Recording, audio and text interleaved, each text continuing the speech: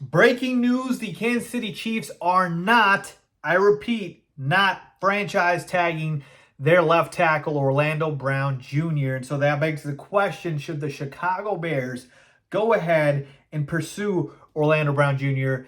In free agency, as it looks like he is going to be hitting that. So with that being said, what is going on, y'all? Faiz Sports Talk back at it with another video talking, of course, man, I'm here to talk about the Chicago Bears. So if you're a Bears fan, please, I implore you, hit the big red subscribe button. There's going to be a ton of content coming out. I'm trying to get out the videos as quickly as possible. Honestly, guys, full disclaimer, if they seem a little sloppy or unedited, that's because I'm just trying to get the videos out, and I haven't had the chance to kind of do that because news is breaking so fast. And now with free agency right here, with the draft coming up, like, it's going to be insane. So with that being said, let's talk about this news that just broke right now. Orlando Brown Jr. will not be tagged, as I told you guys, by the Kansas City Chiefs. And the reason for that is the tag number was just too high for the Chiefs. It's $20 million plus, and they just don't think that that's a number that they're okay with. And clearly, that's the reason why they're not going to do it. Now, they can still come to a long-term agreement with Orlando Brown Jr. They have until Monday, March 13th to do so, but that's really pushing it because that's right at the start of the legal tampering period for NFL free agency.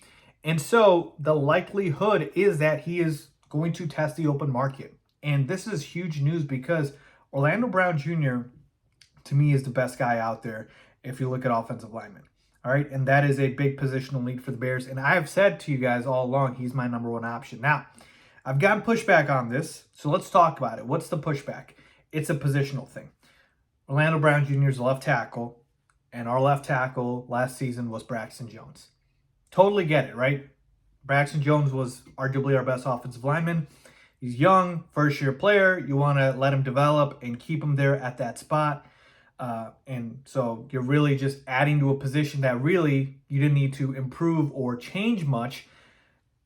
Sort of like right tackle, right? The other spots on the line that you actually do need to upgrade, where we've got guys like Riley Reef starting, where we've got guys like Larry Borom starting.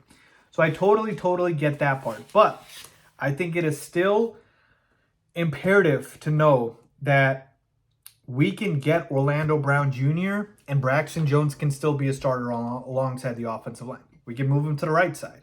Orlando Brown Jr. can play left side. And Orlando Brown Jr. has also played the right tackle spot. He played it, I believe, his rookie season, played 10 games over at right tackle.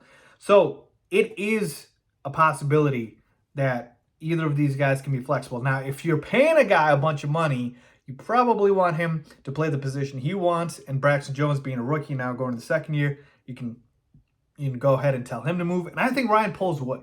At the end of the day, you are trying to add as much talent to your roster as possible. And that left tackle spot is Justin Fields' blind side. That is arguably the most important position on the offensive line. I want the guy that I feel the most safe, the most secure, the most confident in. And that's Orlando Brown Jr. over Braxton Jones. Folks, let's just be honest about this. Braxton Jones had a solid, decent rookie season. He did not have a once-in-a-lifetime all-pro rookie season. Like, he's not set in stone, like that's our franchise left tackle for the next 10 years. Now, the expectation, or I shouldn't even say expectation, the hope is that he could turn into that, but the realistic outcome is that he is a solid starter, which is totally fine. And we can move him. All right, we can move him. So, Orlando Brown Jr., why do I like him so much? 26 years old. So you're still getting his prime years when you sign him. 4-time Pro Bowler. He is just productive. He doesn't miss games.